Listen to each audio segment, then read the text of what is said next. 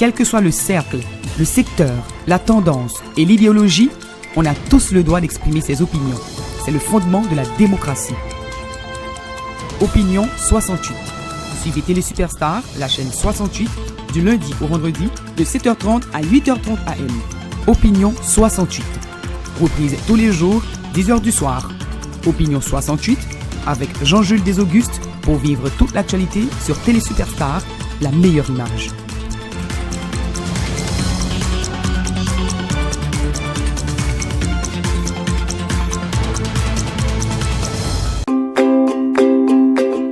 Quand vous désirez des couleurs éclatantes, une couverture impeccable, une touche élégante,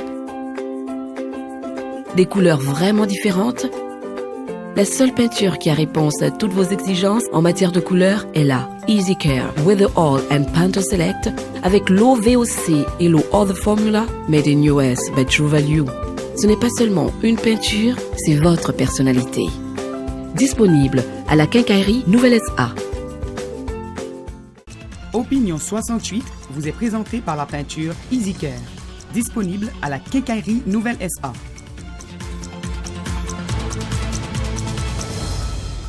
Madame, Monsieur, bonjour, bonsoir, bienvenue sur Télé Superstar à l'heure de votre émission Opinion 68. Aujourd'hui, nous recevons une personnalité d'importance comme tout autre sur le plateau. Il s'agit de Madame Monique Maniga. Quand vous entendez ce nom, ça vous dit beaucoup de choses en Haïti. Certainement, elle est la fille de l'ancien président haïtien Leslie François Senghor Maniga. Mais elle ne va pas parler politique sur le plateau aujourd'hui, mais elle parlera de mouvements à caractère socio-culturel, socio-éducatif. C'est très didactique, l'émission que nous aurons aujourd'hui. C'est très sensibilisateur aussi. Donc, on va parler femmes, on va parler hommes, on va parler société, on va parler développement avec Mme Monique Maniga. Donc, comme je vous l'avais dit au début, elle ne parlera pas politique. Elle ne représente pas une structure sur le plateau, mais on va parler avenir, on va parler aussi humanité. Bonjour, bonsoir à vous tous et à vous toutes. Bienvenue sur Télé Superstar et avec vous, l'instant présent, à l'heure de votre émission, Mme Monique Maniga, qui nous disons bonjour, bonsoir, Mme Monique Maniga, et bienvenue sur le plateau de Télé Superstar. Bonjour, Monsieur Desaugustes, merci beaucoup de me recevoir. Et bonjour aussi aux téléspectateurs d'Opinion 68 sur Télé Superstar. Vous représentez encore quelle organisation? C'est One Billion Rising. Exactement. Qui voudrait dire en français, comme par explication? Bon, 1 billion veut dire 1 milliard. Et rising, c'est motiver, lever. Alors, le mouvement 1 billion rising est un mouvement international contre les violences faites aux femmes et aux filles. Qu'est-ce que fait votre organisation? Dites-nous ce que fait 1 Billion Rising à travers le monde ou à travers Haïti. Ok, 1 Billion Rising est un mouvement international contre les violences faites aux femmes et aux filles. Alors, il y a Eve Ensler, qui est l'auteur des monologues du vagin, qui a réalisé le chiffre extraordinaire de femmes dans le monde entier qui sont victimes de violences. D'après les statistiques des Nations Unies, une femme sur 3, ça veut dire 1 milliard de femmes dans le monde entier, est victime de violences au moins une fois dans sa vie. Quand elle a réalisé ça, elle a dit c'est extraordinaire, il faut faire quelque chose. Elle a voulu faire de la sensibilisation à ce sujet. Alors, elle a imaginé le chiffre 1 billion à cause des statistiques, 1 milliard de femmes dans le monde entier qui feraient quelque chose de symbolique simultanément le même jour.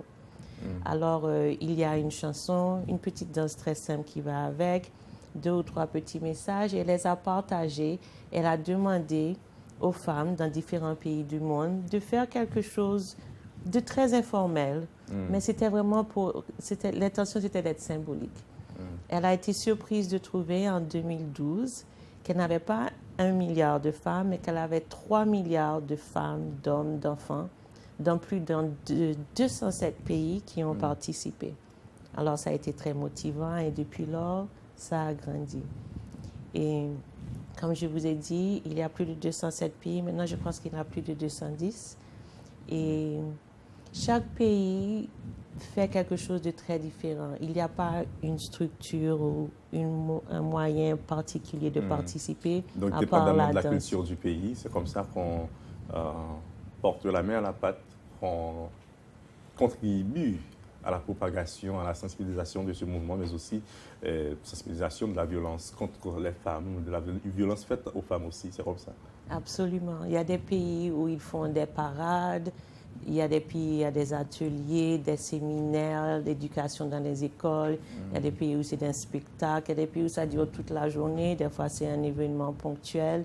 Vraiment une grande variété. Chacun le fait à sa manière, mais le point qui nous unit, c'est le message, thème, le message. thème et la sensibilisation. Mais en Haïti, Exactement. vous vous réunissez comment et comment est-ce que vous vous organisez pour sensibiliser, mais aussi pour informer, former, éduquer la communauté? Comment est-ce que vous faites cela en Haïti? Alors, en Haïti, ce que nous faisons, l'événement principal est en février. Ça, c'est le choix du mouvement. C'était supposé être le 14 février parce que c'est la fête de l'amour, exactement. Puisque ça tombe souvent un jour de semaine, il y a une semaine de battement. Alors, cette année en Haïti, on fait ça le dimanche 18 février. Et ce que nous faisons, nous avons des artistes connus qui viennent, qui chantent des chansons qui sont pertinentes au sujet et qui parlent aussi au public de l'importance et la responsabilité des artistes dans leur musique, dans leur message qu'ils partagent.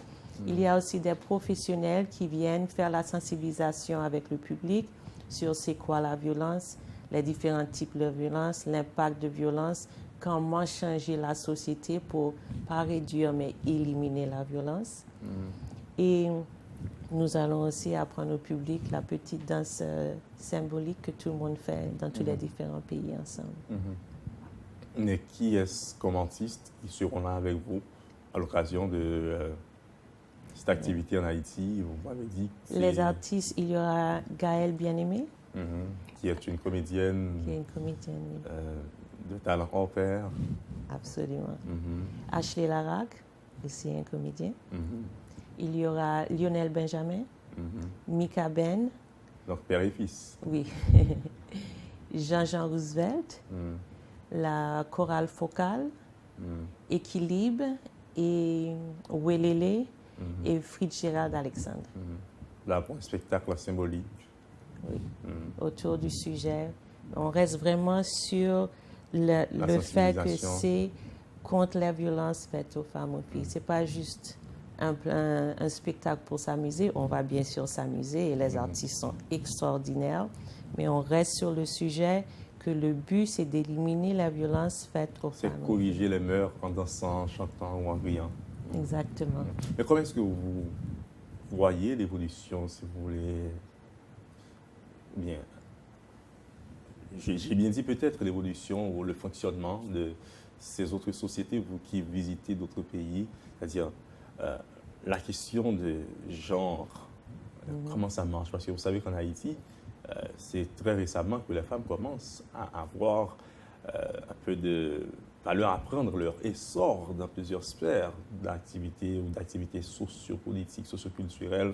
Et jusqu'à présent, après Erta Pascal Touillon, on n'a pas encore eu une femme présidente, mais elle a été présidente, c'est dans des circonstances bien déterminées. Ce n'était pas aux élections, parce que c'est une forme de violence aussi dans la politique. Moi-même, j'ai écouté des hommes politiques, je dirais, pro-femmes, pas féministes, j'ose dire peut-être qui respectent les femmes comme ça. Ils pensent qu'il y a beaucoup de femmes qui pourraient faire mieux, qui pourraient faire beaucoup d'efforts, mais même dans la politique, il y a trop de violence. C'est comme si l'on interdit cela aux femmes à cause de ce comportement. Ça, ce sont des barrières sociales. C'est très récemment que certaines femmes ont pu étudier certains domaines, certaines disciplines bien déterminées en Haïti. On connaît l'histoire, ce n'est qu'après 1982 que les femmes commençaient vraiment en Haïti à avoir leur essor éducatif, à s'intégrer. Mais comment est-ce que vous-même, vous vivez la vie des femmes, j'ai bien dit? Comment est-ce qu'elles évoluent? Vous dites que ce mouvement existe dans plus de 200 pays. Racontez-nous ce que vous avez vu, compris et vécu peut-être à Mme Monique Maniga. D'accord.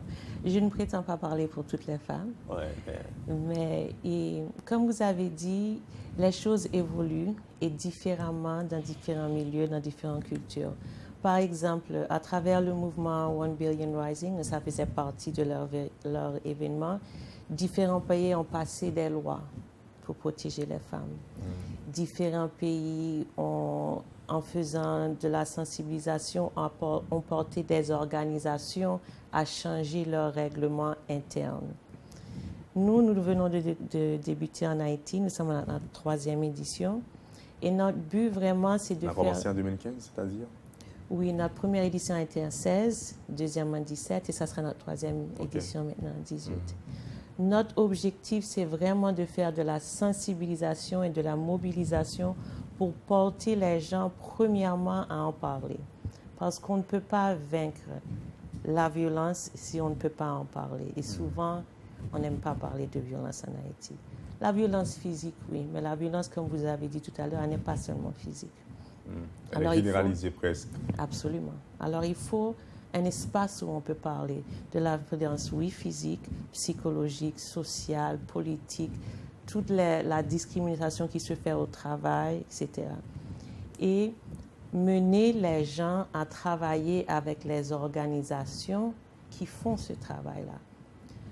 Nous ne sommes pas intéressés à créer un groupe qui fait ça. Il y a des professionnels déjà qui font ce travail-là. Mais la société n'est pas toujours ouverte à eux. Alors, on fait cette sensibilisation pour encourager les gens et pour aider les gens à comprendre qu'il faut apporter notre support aux organisations qui sont là pour faire ce travail-là. C'est comme donner, comme le vent se donne. C'est-à-dire, vous n'appartenez pas vraiment à une structure, à un pays, j'ai bien dit, ou bien à un cercle. Mais vous appartenez à toute la communauté et vous aidez comme ça. Voilà. Donc vous vous donnez comme le vent. J'ai bien dit, peut-être l'expression est trop forte. Peut-être, oui. Bon, désolé. Et comme une des choses qu'on fait pendant l'émission, c'est de dire aux gens, voici une organisation qui fait tel travail, donner cette C'est de les orienter. Voilà. Voici là où vous pouvez aller trouver une aide ou un support. Voici les institutions qui ont besoin d'être renforcées. Apportez votre support à telle institution, à telle organisation. Et aussi le fait que la société elle-même doit vraiment se concentrer sur la manière dont nous éduquons nos enfants et nos jeunes. Parce que la violence est devenue, non seulement en Haïti, mais dans le monde entier, est devenue presque une manière d'expression. Les gens pensent qu'on se sert de la violence pour faire passer un message. Et ce n'est pas acceptable. Alors, il faut vraiment qu'on regarde la manière dont on éduque nos enfants et nos jeunes, comment gérer leur frustration, comment s'exprimer, et aussi le fait que tout le monde, sans exception, a non seulement droit, mais doit être respecté par tout le monde. Et nous avons des fois tendance à penser qu'une personne mérite ou a droit à plus de respect d'une autre pour quelle que soit la raison. Et ceci doit être éliminé. Tout le monde respecte, tout le monde a droit et doit avoir le respect de tout le monde. Est-ce que le respect et la violence, d'abord la violence, ne devient pas, si vous voulez, un fait, je dirais, général, mais aussi généralisé? Pourquoi? Allons voir dans les grandes puissances. Vous avez parlé des parents qui pensent pouvoir faire de la violence sur les enfants parce qu'ils pensent que c'est de cette manière qu'ils pourront avoir gain de cause, c'est-à-dire éduquer l'enfant. À tort, à raison, moi je ne suis pas en train de dire qui a tort, qui a raison. Vous allez voir que certaines puissances à travers le monde pensent pouvoir agir sur d'autres petits pays ou sur d'autres puissances à cause de leur puissance hégémonique. Ces puissances-là peuvent ordonner, peuvent dire de faire, de ne pas faire. C'est-à-dire c'est une démarche violente. C'est-à-dire dans toute l'échelle, on va retrouver cela, si vous voulez, de bas en haut ou de haut en bas. C'est une question de contrôle. C'est une question de contrôle sur un autre. Que ce soit de pays à pays, ou de parents à enfants, de mari à femme, de Ou collègue à femme collègue. au mari aussi. Oui, absolument. C'est une question de contrôle. La personne veut On cherche toujours. s'imposer pour avoir ou pour obtenir ce qu'il ou elle veut. C'est une question de contrôle. Il faut que je m'impose et le dialogue n'est pas à l'ordre du jour. Je vais te forcer ou forcer ce pays ou forcer cette personne à faire ce que je veux comme je veux. Est-ce que quelque part, si vous voulez, en Haïti, nous pensons que jusqu'à présent, c'est de très rares familles qui pensent qu'il ne faut pas agir de manière sévère avec les enfants. Je dirais de manière violente même, que ce soit verbalement ou physiquement, pour que les enfants puissent garder une ligne. Est-ce que quelque part ne pas adopter une attitude plus ou moins sévère qui frise la violence, ça ne pourrait pas ou ça ne laisserait pas trop de vide, il n'y aurait pas trop de libertinage. Les enfants ne deviendraient pas libertins ou libertines. On dirait, dans notre langage à nous, que ça créerait des enfants mal élevés, des enfants irrévérencieux, mal éduqués, tout cela. Parce que vous savez, il faut comprendre soit le sens des mots, il faut comprendre aussi le sens des faits pour ne pas peut-être manquer à son devoir de parent, à son devoir de femme, à son devoir d'homme, à son devoir de leader. Okay, aussi, aidez-nous à comprendre, si vous voulez, peut-être à mieux comprendre ou bien à interpréter, pourquoi pas, le mouvement et la compréhension du mouvement ou bien la philosophie du mouvement à travers, si vous voulez, le quotidien, que ce soit en Haïti ou à l'étranger. Okay, vous avez parlé de l'éducation des enfants et d'un parent qui, pour corriger ou pour guider son enfant, se servirait de force physique. Ou verbal. Ou verbal. Tout ce que je fais et ce que je dis à mon enfant, il l'intègre et c'est de l'apprentissage. Tout ce que l'enfant voit, c'est de l'apprentissage. Alors, est-ce que ce que je veux apprendre à mon enfant, c'est quand tu veux quelque chose de quelqu'un, sers-toi de force pour l'avoir. Si tu veux que quelqu'un fasse quelque chose, frappe-le pour l'obtenir. Parce que je n'ai pas besoin de le dire. Si chaque fois que je veux obtenir quelque chose de mon enfant, je le frappe, c'est ce qu'il a compris, c'est le message. Quand quelqu'un ne fait pas ce que je veux, je le frappe. C'est la leçon apprise. Vous avez parlé de entre hommes et femmes. Ça revient à la même chose. Est-ce que dans une relation de couple, on va dire, on va enrichir le couple et s'épanouir ensemble si l'un victimise l'autre? Parce que la violence dit beaucoup de choses non verbalement. Et ça a un grand impact sur la personne qui la reçoit. Alors, est-ce que moi, en tant que parent, le message que je veux envoyer à mon enfant, c'est « si tu ne fais pas ce que je veux, tu seras battu ». Dans la vie, quand on ne fait pas ce que quelqu'un d'autre veut, on est battu. Et dans la vie, si on veut que quelqu'un fasse quelque chose, il faut les battre. Il faut penser au message non verbal. Un enfant fait ou apprend ce qu'il voit. Quand il vit dans un milieu harmonieux, il apprend l'harmonie. Quand il vit dans un milieu violent, il apprend la violence. Quand il vit dans un milieu avec principes et valeurs, il apprend principes et valeurs.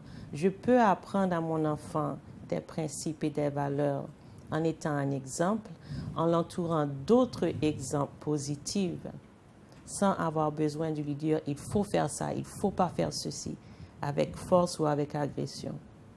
Parce que ce que je lui transmets, c'est ce qu'il va reproduire après en étant adulte. Et la Bible dit, instruire l'enfant sur la voie qu'il doit suivre et devenu grand, il ne s'en détournera pas. Exactement. Vous n'êtes pas peut-être en désaccord avec ce que je viens de dire. Je parle de la Bible. Oui, okay. Et souvent, nous oublions que ce qu'un enfant observe est beaucoup plus puissant que ce qu'on lui dit. C'est pour ça, vous voyez par exemple, des parents peuvent dire à un enfant 50 fois monte ton pantalon, ne fais pas ceci, ne fais pas cela, mais c'est ça qu'il voit à la télévision, c'est ça qu'il voit dans la rue, et dès qu'il quitte la maison, la première chose qu'il fait, c'est tchloup. C'est descendre le pantalon. La société a un énorme impact sur un parent. C'est pour ça que souvent les parents sentent que c'est eux contre le monde. Si vous voulez qu'un enfant apprenne vraiment quelque chose, laissez-le voir des personnes qui respectent agir. Mais malheureusement, dans notre monde, de manière générale, vraiment générale, il n'y a pas beaucoup de parents à avoir de contrôle sur ce que vivent les enfants ou leurs enfants, sur ce que voient, sur ce à quoi les enfants assistent. C'est-à-dire tout leur échappe à l'école, à l'université, au quartier, peut-être dans la maison avec d'autres personnes qui viennent et qui s'en viennent et qui s'en vont, je le dis comme ça, les servantes, si vous voulez, tout le monde, c'est-à-dire tout ce qui entoure ces parents-là, c'est-à-dire tout leur échappe. C'est pour dire qu'il n'y a pas beaucoup de parents à avoir ce contrôle, Mme Maniga. Je ne dirais pas que tout les échappe. Je contrôle qui vient chez moi. Ma porte n'est pas ouverte à n'importe qui passe, qui peut rentrer chez moi. Les gens avec qui je m'associe sont des gens qui partagent un certain nombre de valeurs et de principes. Comme tout le monde fait ça. Comme on dit, qui se ressemble, s'assemble. Absolument. Alors, mes enfants chez moi sont entourés de personnes qui partagent nos principes, qui partagent nos valeurs. Il y a des endroits où mes enfants n'iront pas. Il y a des gens chez qui mes enfants n'iront pas. C'est moi qui choisis l'école de mon enfant. C'est moi qui choisis avec mon enfant ses activités en dehors de l'école. Tout ça agit, mais il faut commencer dès le début. Il faut commencer dès le plus petit âge.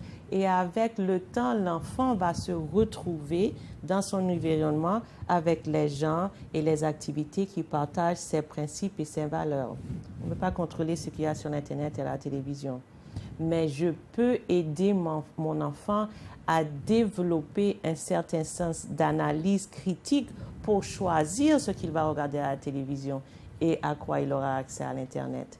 Arrivé à un certain âge, parce que petit, c'est nous qui devons faire ces choix-là pour eux, pas vrai?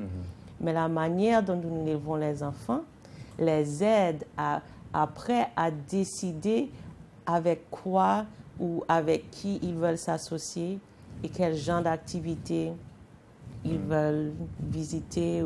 Et tout ceci peut se faire sans violence, que ce soit Absolument. verbal ou physique. L'enfant l'enfant devient ce qu'il vit. C'est très important. Pour la femme aussi, elle devient ce qu'elle vit. La femme comme l'homme ont été des enfants, ils ont été élevés d'une certaine manière. C'est pour ça souvent qu'on dit qu'un enfant qui vit dans un milieu violent, dans une maison violente, en grandissant, il cherche ça dans son environnement. Alors une femme qui, enfant, a vu sa femme victime, va s'attendre à devenir victime adulte. Un petit garçon qui voit son père agresser sa mère, devenu adulte, va penser que c'est comme ça qu'il est supposé agir avec sa femme. Alors encore c'est l'enfant, fille ou garçon, qui reproduit dans sa vie adulte ce qui a été dans son entourage, dans son environnement quand il était jeune. Est-ce que vous ne pensez pas que des adultes influencés peuvent, si vous voulez, déranger leur environnement, mais la société aussi? Il y a des gens qui pensent qu'il y a certains mouvements qui aident à comprendre, si vous voulez, ce que l'on doit faire, ce que l'on ne doit pas faire, à comprendre les droits et les devoirs des hommes et des femmes, si vous voulez. Il y en a d'autres qui pensent que certains mouvements ou ces mêmes mouvements causent beaucoup plus de tort à la société. Ce sont des avis, si vous voulez, divers. Et partagés peut-être. Parlons par exemple du féminisme. Il y a des gens qui pensent que c'est un très beau mouvement qui aide la femme à se retrouver, à se reconnaître, à se recueillir, à s'imposer, à se montrer, à, si vous voulez, prouver sa force et exiger ou forcer le respect. Il y en a d'autres aussi qui pensent que c'est un mouvement destructeur, ça détruit des familles, ça donne l'impression que les femmes sont au-dessus de tout, etc. Ce sont des avis divers, comme je l'avais dit. Et vous êtes de quel côté, par exemple, Madame Monique Maniga, dans le mouvement féminisme, qui est contre la violence faite aux femmes aussi, si vous voulez? Et d'abord, il faudrait définir féminisme. Pouvons-nous faire ça après la pause? D'accord. Merci beaucoup. Voilà, Madame, Monsieur, nous recevons Madame Monique Maniga, qui représente sur le plateau un mouvement mondial, si vous voulez, qui évolue dans l'éducation de la famille, dans l'éducation de la société, mais aussi qui sensibilise sur la violence faite aux femmes, ou la violence contre les femmes. On parle de la violence en partie, mais on parle, si vous voulez, de la vie, de l'avenir, car on parle de l'enfant, on parle de l'homme et de la femme. Elle est là avec vous sur le plateau, mais un temps pour chaque chose en son temps, comme le dit Ecclésiaste, et c'est un peu biblique, sans être bibliste sur le plateau. Donc, nous sommes arrivés au moment où nous devons observer la pause à l'émission, et dans un instant, nous reviendrons par la suite. Restez sur Télé Superstar, partez pas. À tout à l'heure. Quel que soit le cercle, le secteur, la tendance et l'idéologie, on a tous le droit d'exprimer ses opinions. C'est le fondement de la démocratie. Opinion 68. Suivez Télé Superstar, la chaîne 68, du lundi au vendredi, de 7h30 à 8h30 AM. Opinion 68. Reprise tous les jours, 10h du soir. Opinion 68, avec Jean-Jules Desaugustes, pour vivre toute l'actualité sur Télé Superstar, la meilleure image. Opinion 68 vous est présenté par la peinture Easy Care, disponible à la Quincaillerie Nouvelle SA.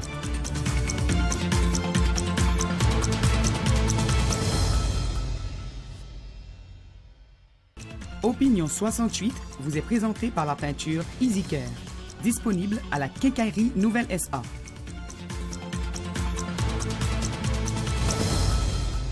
Nous sommes de retour, chers amis, tout sourire. Et vous pouvez imaginer ce qui s'est passé dans les coulisses, qu'on parlait de tout et de rien.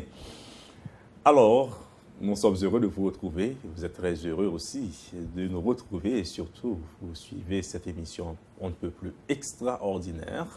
Et toutes les autres sont extraordinaires, mais celle-ci en particulier, vous savez pourquoi? Parce qu'on parle d'un sujet d'importance pour l'humanité, un sujet vraiment capital, d'importance capitale, je dirais. Donc, avec Madame Monique Maniga, qui est votre invitée sur le plateau, et nous sommes heureux de la revoir, Madame Maniga. Merci. Bon retour. Merci. On s'est promis de parler un peu du féminisme. Oui. Et vous étiez en train de définir le féminisme pour nous. Vous savez qu'il y a plusieurs courants d'idées, qu'il y a plusieurs écoles qui définissent le féminisme, et nous vous écoutons quand même, Madame Maniga. Et d'abord, le mot féminisme, qu'est-ce que ça veut dire? Ça veut dire de faire valoir, si vous voulez, ou de reconnaître la valeur, l'importance de la femme, dans le fait qu'elle est égale à l'homme. C'est ça que ça veut dire, le mot féministe, que la femme est égale à l'homme. Maintenant, dans les habitudes, dans les mouvements, pour différentes raisons, les gens impliquent d'autres définitions, aiment attacher des stéréotypes aux mots, mais être féministe, ça veut dire quoi? Ça veut dire croire et comprendre surtout, parce que ce n'est pas une croyance, c'est un fait, que l'homme et la femme sont égales, ne sont pas mêmes, mais sont égales. Alors, pourquoi dire qu'il y a des mouvements féministes? Parce que pendant trop longtemps, dans le monde, pas seulement en Haïti, l'homme a dominé la femme, socialement, physiquement aussi, politiquement. Et alors, quand on dit féministe, ça veut dire reconnaître que la femme est, sur tous ces niveaux-là, politique, social, etc., sur le même niveau que l'homme. Mais puisqu'on venait d'une position de désavantage, dire féministe, ça ne veut pas dire que nous sommes supérieurs aux hommes, que nous sommes meilleurs que les hommes. C'est dire il faut reconnaître notre place à côté de vous, avec vous, pour avancer ensemble. Alors, il y a beaucoup de stéréotypes qui vont avec le mot féminisme et ce ne sont pas vraiment des choses que je veux valoriser, d'accord? Mais être féministe, que ça veut dire que je reconnais que l'homme et la femme sont égales, pas même, et que nous devons travailler ensemble pour pouvoir avancer. Maintenant, est-ce que je suis féministe? Absolument. Je pense qu'il y a beaucoup de gens qui ne veulent pas dire qu'ils sont féministes à cause de tous les stéréotypes qui vont avec. Mais quand on comprend c'est quoi être féministe, on peut dire, oui, je suis féministe. Ça ne veut pas dire que... Il faut mettre de côté les stéréotypes et rester avec la réalité. Est-ce que je pense que ma mère est aussi importante que mon père? Est-ce que je pense que mes sœurs ont les mêmes capacités intellectuelles, professionnelles que mes frères? Est-ce que je pense que mon époux ou mon épouse est intellectuellement égal à moi? Oui, si c'est la réponse est oui, je suis féministe. Ça veut dire que je crois en l'égalité des deux sexes. Ou l'on croit tout simplement dans la valeur de chaque personne. Voilà. Parce qu'on n'est pas obligé d'avoir, si vous voulez, le même niveau intellectuel, ni la même capacité physique pour que la personne puisse être respectée. Là, je parle comme une féministe. Mais à côté de tout cela, Madame Maniga, il y a un peu de violence, certaines fois, que l'on découvre à travers ces mouvements. Et il y a des gens qui disent que c'est parce que les femmes ont trop souffert dans le temps, parce qu'elles ont trop subi, parce qu'elles ont été victimes de trop de mauvais sorts. Maintenant, certaines d'entre elles prennent l'autre extrémité. C'est pourquoi il y a des hommes qui sont, si vous voulez, très gentils, très sympathiques aux femmes, qui respectent les femmes, mais qui détestent quand même ce type de mouvement. C'est peut-être à cause des stéréotypes dont vous avez parlé. J'allais dire, le féminisme n'est pas une violence. Il y a des stéréotypes à propos de personnes qui sont féministes, d'accord, mais je ne veux vraiment pas les valoriser parce que ce n'est pas là l'affaire. Et souvent, quand quelqu'un revendique ses droits, cette personne, qu'elle soit homme ou femme, fait face à des violences. Vous savez qu'il y a des femmes qui détestent le mouvement féminisme. Encore, je vais dire, à cause de certains stéréotypes qu'on donne au mouvement féministe. Il y a des personnes qui disent « Ah, je ne suis pas féministe, je ne veux pas m'associer à » parce que pour eux, le féminisme a une autre image.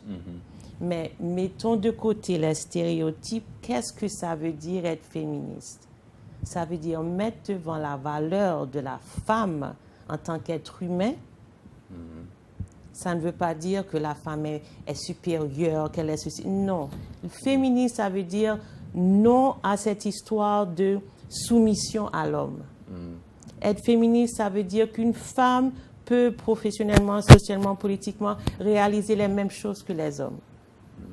Mettons de côté les stéréotypes qui vous donnent ces opinions-là. Parce que ce ne sont pas des opinions sur le féminisme, ce sont des opinions sur les stéréotypes des féministes. Alors, et je pense qu'il ne faut pas les valoriser. Mais ça fait trop de tort à la communauté, aux familles, aux gens, aux hommes et aux femmes. Absolument. À tout le monde. Pourquoi?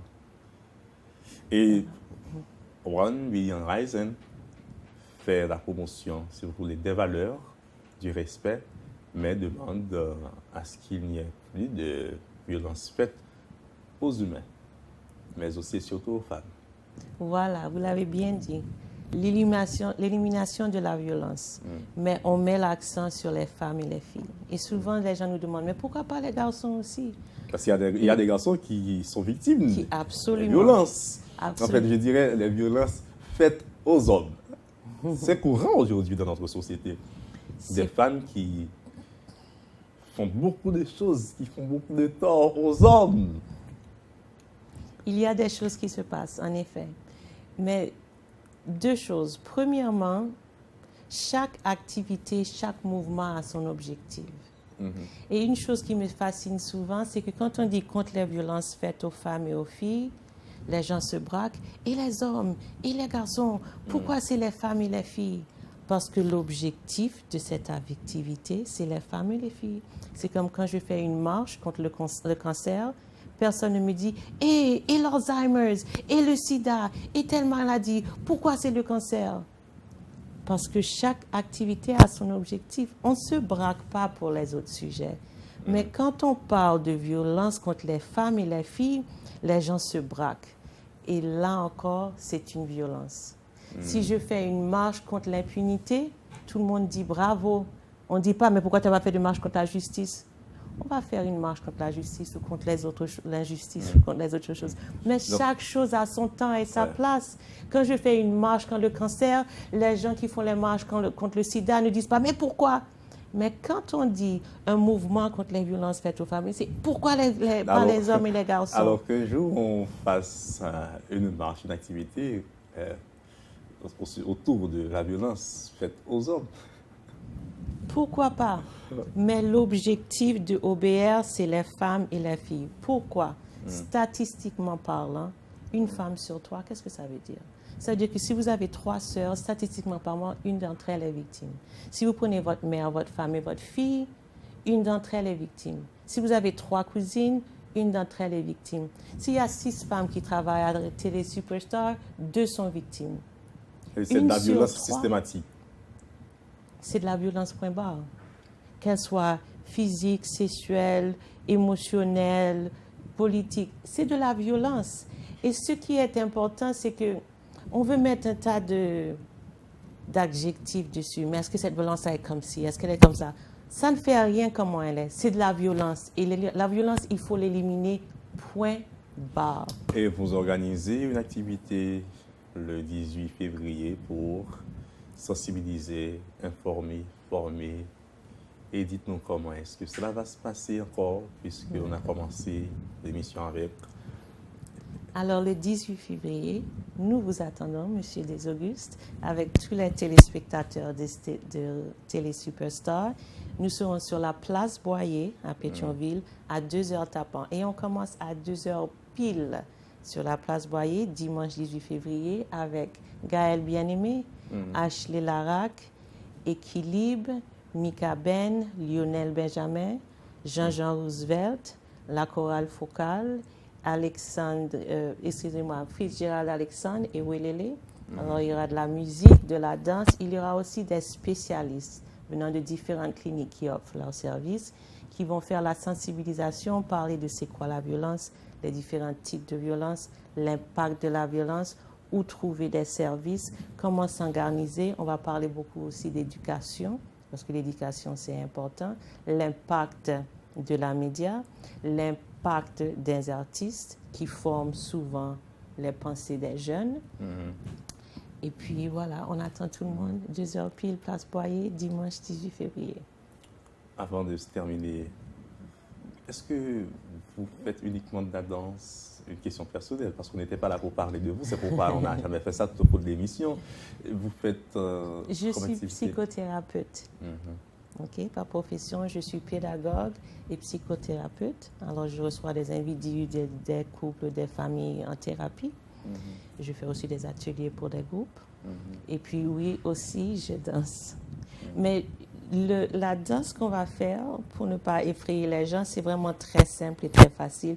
C'est une danse qui a été chorégraphiée exprès pour que ça soit fait par des milliards de personnes dans le monde.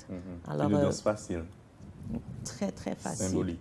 Un pas à droite, un pas à gauche, juste pour que tout le monde fasse ça ensemble. C'est vraiment symbolique. Je ne veux pas faire peur aux gens et penser qu'on va faire des grands jetés sur scène. On ne parle pas de politique avec vous, quand vous êtes maniga. Parce que vous n'aimez pas ça, vous êtes une personne modeste, humble, réservée aussi. Et votre politique, vous l'avez dit, et vous nous en avez parlé, c'est de sensibiliser, c'est ça votre meilleure politique, et pas d'autres formes de politique. On ne pense pas que tous les manigas sont obligés de faire de la politique. Exactement. Et vous savez, la vie est politique. La vie est politique. Le fait de sensibiliser les gens pour éliminer la violence, C'est de la politique parce que ça a un impact sur la société. Responsabiliser les gens pour ne pas seulement penser à leurs droits, il faut penser à ses droits aussi, oui, mais penser à ses responsabilités l'un envers l'autre. C'est de la politique, l'éducation. Mais pas de la politique politicienne, pas de la politique pratique, c'est-à-dire entrer dans la militance, dans l'arène politique, comme l'a fait votre père. Pour terminer, jamais vous n'avez eu ce rêve, Madame Monique Maniga? Non. Et peut-être le rêve s'accrochera-t-il à vous? S'il vient, vous l'acceptez? Mon rêve, c'est de voir une société sans violence, avec des enfants et des familles épanouies. Et c'est la plus grande stratégie politique qui soit. Merci beaucoup, Madame Monique Maniga. Merci. Merci infiniment de votre disponibilité et merci pour l'activité que vous faites. Merci beaucoup. Voilà, avec vous sur le plateau de Télé Superstar, mesdames, messieurs, Madame Monique Maniga, c'est vrai qu'elle n'aime pas en parler, mais elle est ce qu'elle est. On ne se défait pas de sa nature. Comme le chante l'artiste, nul ne guérit de son enfance, nul ne guérit de son nom, de son être, de son histoire, de sa réputation. Il y a des gens qui n'aiment pas trop les projecteurs, peut-être en fait elle est partie, mais nous étions très heureux de la recevoir sur le plateau. Elle s'est partagée avec vous, avec nous, vraiment beaucoup d'informations, beaucoup de formations au-delà de l'activité qui s'organisera le 18 février. Vous avez beaucoup appris, n'est-ce pas? Donc, compris également. Et moi-même, j'ai beaucoup appris avec elle sur le plateau et j'aime sincèrement avoir ce type d'émission qui m'oriente, qui m'aide à mieux comprendre les gens et les choses, à mieux comprendre la vie tout court. Merci beaucoup à vous tous et à vous toutes d'avoir suivi cette émission. La reprise, c'est pour ce soir à 10h. Le prochain rendez-vous, c'est pour demain, à la même heure. Et souvenez-vous-en toujours, chaque jour est une vie, comme le dit le confrère de RFI, et travailler, c'est la beauté des choses. Et moi-même, je l'ai déclaré donc, au début de cette année. Donc, 2018, c'est l'année de l'action. Alors, agissons pour Haïti. Restez sur Télé Superstar, la meilleure image. Au revoir.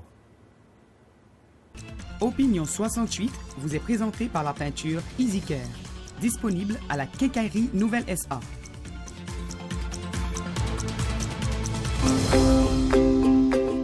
Quand vous désirez des couleurs éclatantes, une couverture impeccable, une touche élégante, des couleurs vraiment différentes, la seule peinture qui a réponse à toutes vos exigences en matière de couleurs est là. Easy Care, Weather All and Panto Select avec l'eau VOC et l'eau Other Formula made in US by True Value. Ce n'est pas seulement une peinture, c'est votre personnalité. Disponible à la Quincaillerie Nouvelle SA.